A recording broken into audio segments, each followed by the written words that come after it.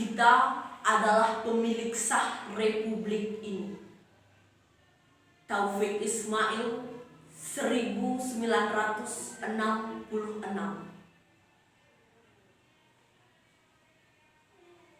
Tidak ada pilihan lain. Kita harus berjalan terus. Karena berhenti atau mundur berarti hancur. Apakah akan kita jual keyakinan kita dalam pengabdian tanpa harga? Akan maukah kita duduk satu meja dengan para pembunuh tahun lalu? Dalam setiap kalimat yang berakhiran, "Duli, tuanku." Tidak ada lagi pilihan lain.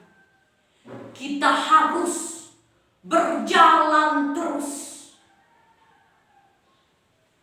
Kita adalah manusia bermata sayu yang tepi jalan mengacukan tangan untuk oplet dan bus yang penuh. Kita adalah berpuluh juta tahun yang hidup sengsara, dipukul banjir, gunung api, kutuk dan hama. Dan bertanya-tanya, inikah yang namanya merdeka? Kita yang tidak punya kepentingan dengan 1000 slogan dan 1000 pengeras suara yang hampa suara.